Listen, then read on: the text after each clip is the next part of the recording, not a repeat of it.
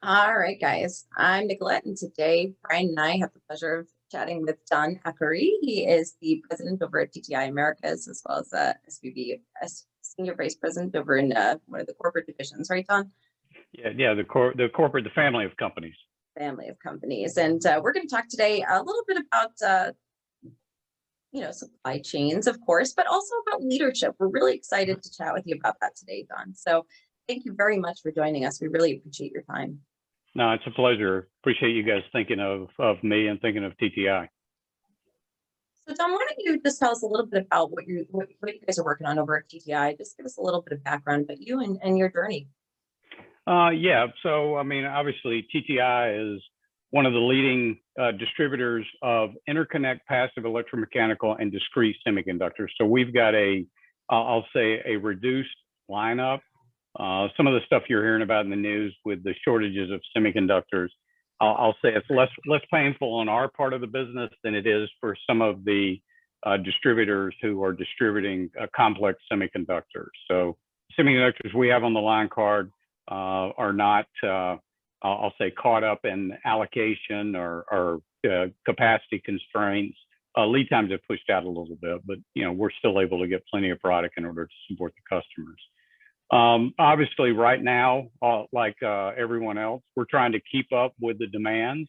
The business has recovered in a V format. I'll say TTI, our model is a little more recession proof. We sell to a broad base of customers, broad customer segments.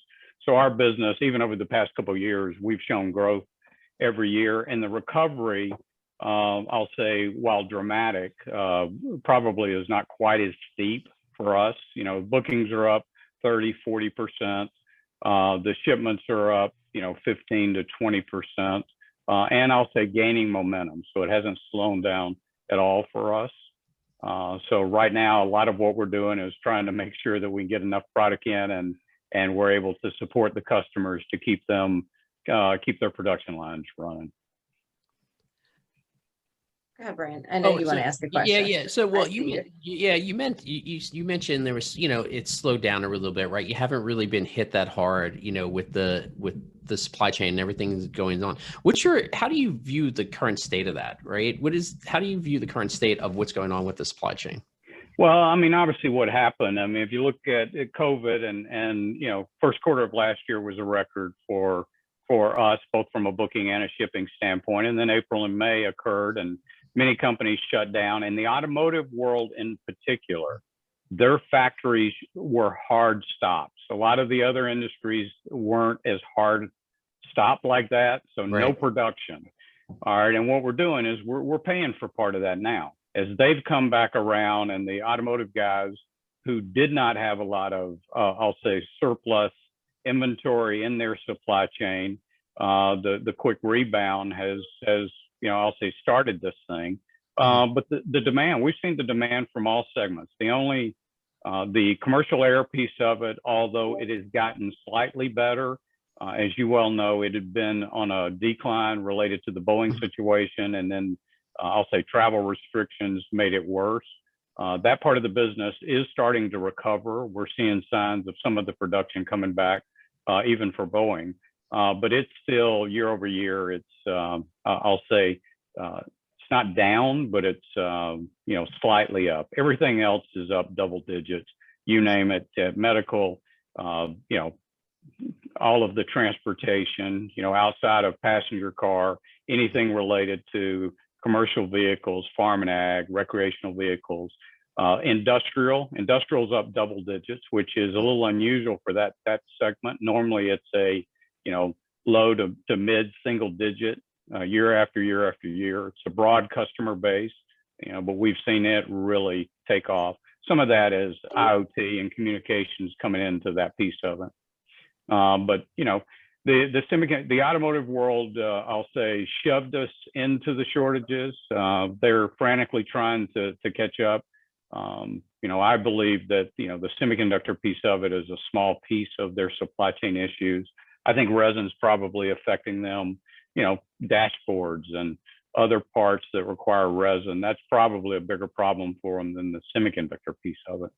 Really? Nobody, and you don't hear as much about No. that as you do about the chips. So, Yeah, absolutely. Well, the chips are easier to get your arms around, but if you think about, we've got suppliers that, connector suppliers, resins are obviously, they're going through the same thing as semiconductor guys. They're getting enough to keep the lines running. They had to push out some lead times. Prices have gone up, so we're seeing them start to push through. Resin prices going up, and some metal prices have gone up pretty substantially. So back in April, you were actually talking about preparing for future supply chain challenges over on LinkedIn. And I was wondering if we could get some insight into that. How can manufacturers, distributors really prepare for this increased demand that's going to continue for years? Well, and obviously I'm biased, but I've tried to look at it from, I'll say, the supply chain world. I've been in it since 1984. So I've been in electronic component distribution for a lot of years. But if you look at the companies who had I'm going to call it a hybrid strategy, regardless of how big they were, and saw distribution as a tool in their supply chain strategies. Obviously the automotive world is best known for not using distribution, although they buy hundreds of millions of dollars from us in that supply chain. They look at it and they, the just-in-time deliveries and, I'll say the pressures on cost reductions. I think many of them have found it may have been a better strategy in order to involve a distributor. So I do believe if I was running a supply chain for a manufacturing company, distribution would be at least part of the strategy. In some cases, depending on the size, it could be a large portion of it. If you look at the items that TTI sells, and we lived through this in 17 and 18 with MLCCs and chip resistors, some of the least expensive components on a board. We had many customers that could not deliver the products for a part that cost less than 2 cents. So you can do the math, and they would have been better off buying 10 million pieces for less than 2 cents and having it on their shelf. Now, some companies, I'll say, even in the automotive world, that lived through that, they changed their strategy and they did decide, what, let me carry a little more of this inventory. Let me buy it through a distributor instead of paying, 0.008, I'll pay 0.009. And, that way I've got an assurance of supply. Now, the automotive world, very few went down that path. They went back a lot to the old habits of just-in-time delivery, 2 weeks worth of inventory, no distributor backups. So first and foremost is, looking at your supply chain and asking the question, don't be penny wise and pound foolish. Look at it and make sure that there's some components that do fit with distribution. Make sure you work and you supply the best information with your distributors or with your suppliers on a direct basis. Typically, I'll say in the past days, we may be getting forecasts, 13, 18, maybe even 26 weeks. A lot of companies now, we have some sharing 2 years worth of forecast data with us. We've all got very sophisticated algorithms in our ERP systems that we use in order to manage the pipeline of parts coming in. So the more data that you can share, the better your supplier is going to be positioned in order to help you. And I'd say pick your partners of the ones who are, I'll say in business and distribution. We pride ourselves that, we don't gull our people on turning inventory fast. We look at it and stock outs are more important to us. Breadth of inventory. We've got targets set for every commodity, every supplier in order to how can we expand that. And in distribution, all inventory is not equal. So we measure everyone based on the available to sell. A lot of us have a lot of inventory that is very specific for customers. We go in and look at our inventory and profile it based on what's available to sell that we could take an order for today and ship it. Our target's to have it at 70% plus for commodities in order to be able to do that. I'll tell you, with some lines, we've been able to maintain it. Others, we've fallen below that. We're in the 60s with some now. but you can't run a, return on working capital model. And the public companies are under different scrutiny than we are. We're part of a public company, but we're run like a privately held corporation. So we have no pressure on us from Berkshire Hathaway to, turn inventory 6 or 8 times. I can assure you, our inventory turns are less than 3, and that's the target for us. So it's you guys have taken on a very specific strategy, right? From what you're saying into how you're running your business, and a very specific leadership strategy, even in the industry. Now, I want to shift gears a little bit. Besides the electronics industry, I know you guys you led sort of a team to Mount Everest, and how does that play into sort of leadership and team building and strategy there? Well, a lot of it, and I'll tell you that dream of trekking up to Mount Everest started many years ago for me. I'm fascinated with high altitude and climbers and anybody wanting to, I'll say, push their self. You're not competing against anybody. You're competing against yourself and your body and your physical capability. But we've got about 50 people that work in Kathmandu, Nepal for us. Within the Berkshire Hathaway company, that they have hundreds of thousands of employees. We're the only company they own that has employees there. Long story of how it ended up. We had a European employee who was originally from there and went back. But we put this group of people in. So when I was running the global operations for the TTI companies, I was in and out of there some, and again, fascinated with Everest and altitude. So I could talk my wife into it. That should be the theme of the story. I was a good enough salesperson that I convinced my wife that we could do this. Of course, we ended up flying into Kathmandu and spending a couple of days, and then we flew up to Lukla Airport. And you should Google that. It's one of the most dangerous airports in the world because the landing strip ends into the side of a mountain. So there's no aborting a landing, and if you run into problems, they shut the airport down rather quickly. But we hiked up for 7 days, about 65 miles, up to altitudes as high as about 18,000 feet, a little over 18, which is higher than base camp. And we're able to go up. But a part of that was just tied to pushing yourself to the limit. A couple of years prior, we had a sales leadership conference to where we did put a mountain climbing theme on it, which a lot of companies have done. So I took it, and I already had this in the works before that. And so I used it as part of a motivation. And guys, if an old guy like me can do this, then you guys can sell these electronic components that we sell. That's easy after this. Was not an easy task. My wife, I have to admit, was a great trooper and did extremely well. We both, you never know. Physical conditioning is one thing, but altitude. And we were able to make it up and not have any problems. And of course, when we get there, the guide tells us that only about 60% of the people even make it. So they end up having to turn around and come back. So yeah, he didn't tell us that before we paid him the money. No, you didn't want that to get in your head, right? No. I thought about it the whole way up after he told us that, though. I think that's and that kind of ties in, Brian, to your question about leadership then, how you applied it then to the company, right? You took this experience and said, look, if I could do this, you guys can do this. And absolutely. And I was able to post it, via social media. So, I had, obviously those have been some of the most popular posts that I've done. So to where, you add up, well over 100,000 people reacting and following and sending messages or whatever, which I don't get that when I talk about a particular component we're selling or a service we offer. Right. So it got us a lot of visibility. And then I did steal the flag out front of the building, unbeknownst to Mr. Andrews at the time. And I took it up, and I did unfurl it and show it when I got there, which obviously was a big hit with the team here. I was cussing myself because everything's heavy when you get up higher, and that flag, I really wanted a little bitty flag about the size of a piece of paper, but it was a full heavy canvas flag. Yeah.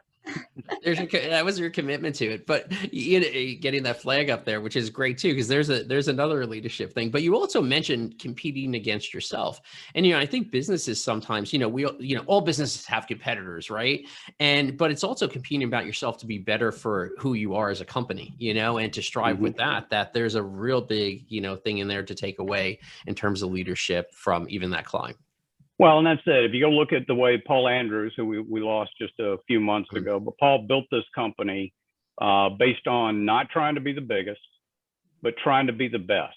Right. And he built it from a buyer's standpoint, which it's the way it's run today. That has not changed at all.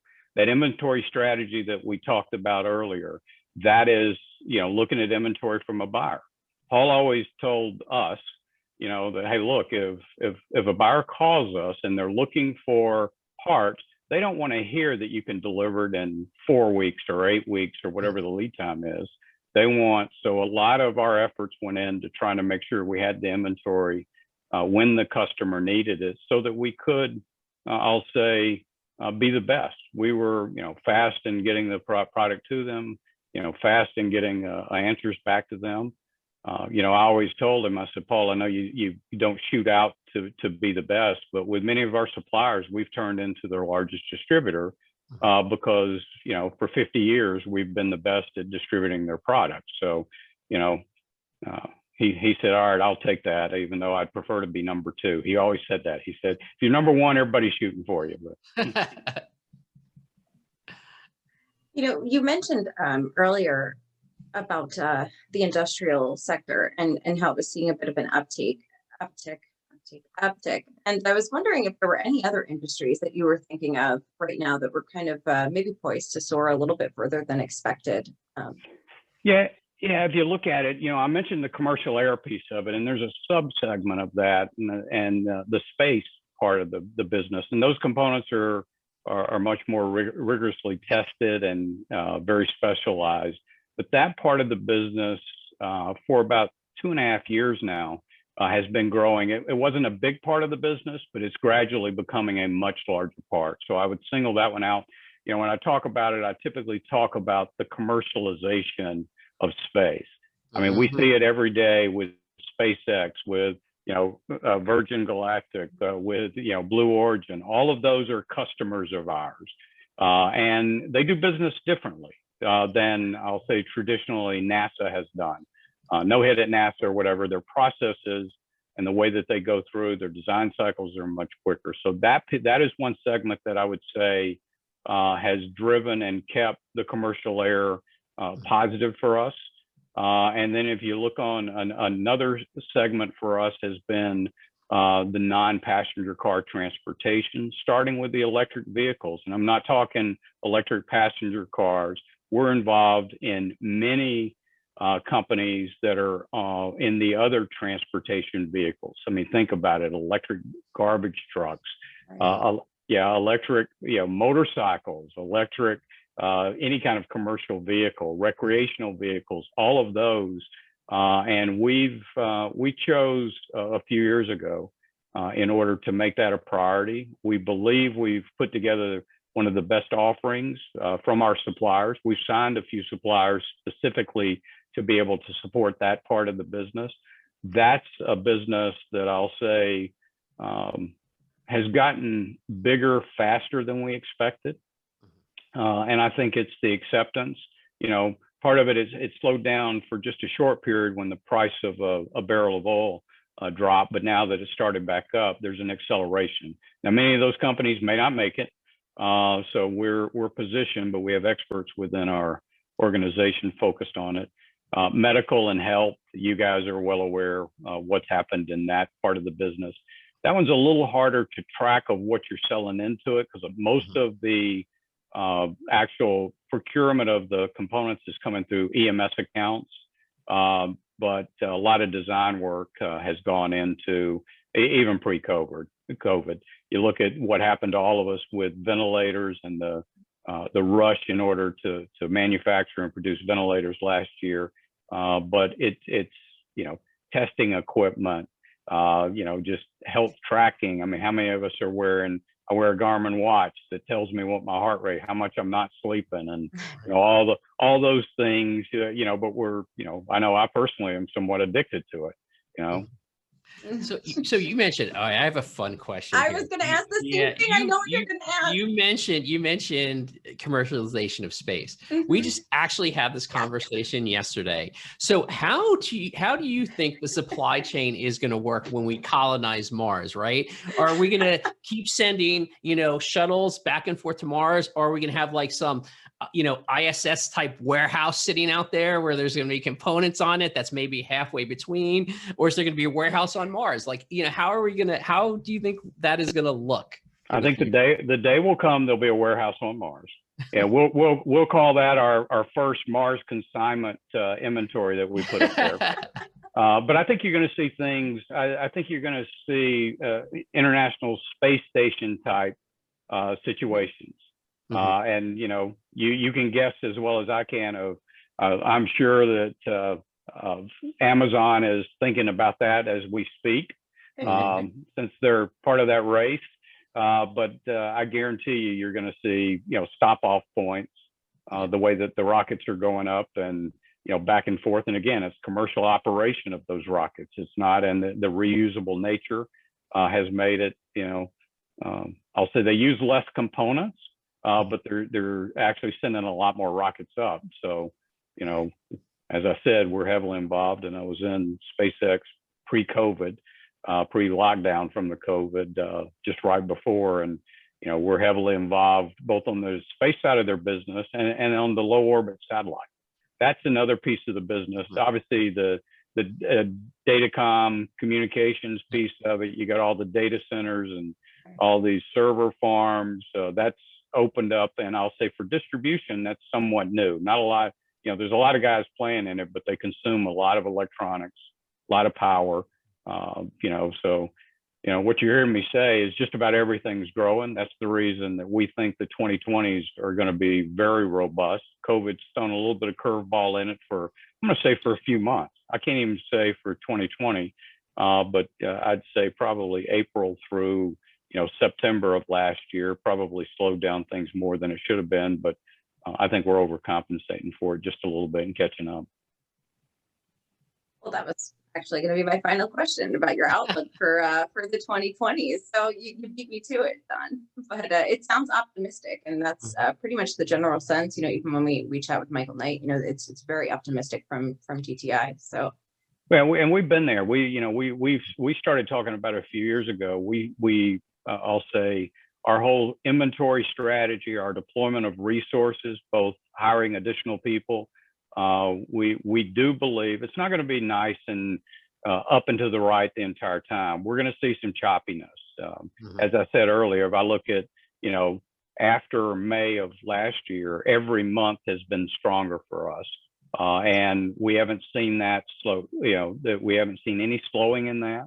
We've actually seen that continue to accelerate. The bookings for May were, May 26th here, so we're coming up on the end of the month on Friday, but this will be the largest per day booking month we've ever had, and not by a little bit. It's going to be at least 10% higher than any booking per day that we've ever seen.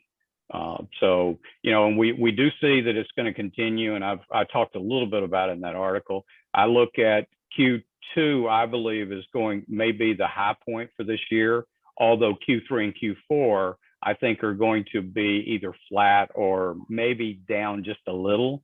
But I don't see it, reversing by any means. I don't think we've got a lot of customers that are overbuying, which typically is what happens in a cycle of constraint on inventory. We've got a few. Some of the EMS guys probably are buying a little more. Some of the automotive guys are attempting to buy more. But all of the distributors and suppliers are a little more sophisticated these days. We can see those trends, and we try to make sure that somebody's not trying to hoard the market and trying to overbuy, causing a shortage for someone else. We do believe 2022 is going to be even bigger, and again, not by just a little. I think it's going to be another really robust year, and I think 2023, 2024. Again, there may be a year in there that we don't grow at double digits, and maybe we step back slightly, but the 2020s, we believe it's going to be a decade that we'll look back in. And I talk about it. I say, guys, we're going to look back and say, these are the good old days. And we're going to long for them at some point. Just like we did before the internet bust, those were the good old days. I've been around long enough. I've been through some of those cycles, but as Michael Knight has communicated, we're extremely bullish. We think we're positioned well in the market. Our business model seems to work through, I'll say, good years and bad years. We compete against ourselves. We do take a snapshot and look at it, from a supplier by supplier basis. We want to grow for every supplier, but we also, the last measurement we look back on is, did we gain share in their channel for them? And, the team here has done an unbelievable job, I'll say, with most of the major lines, gain year after year after year. As I mentioned, with Paul's, wanting us to be the best. If you're the best long enough, you end up being the biggest over time. And that's what the team's done here. And that's a testament to, I'll say, the culture that Paul built and the way that this team executes. They're unbelievable. Brian, is there anything else you want to talk to Don about today? No, Don, thank you so much for joining us today. We appreciate your time. Absolutely. Hey, no problem at all. Thank you for leaving us on that positive note. Really, really good to hear. Yeah, it's a good time to be in this business. So we need lots of new people in this business, which is, that's probably the biggest threat to the electronics industry. A lot of us are, been in it for quite a while. And I think we went through a period where we weren't attracting a lot of new talent into it. I think that's changing a little bit. We've got to do a better job of marketing the industry, because it is, you hear me talk about being in SpaceX or being in Raytheon or you name it, a lot of these companies that are designing and building some of the great things. So anybody that wants a job in this industry, now's a good time to get in. Thanks, Don. All right. Thank you guys for having me today. We appreciate it.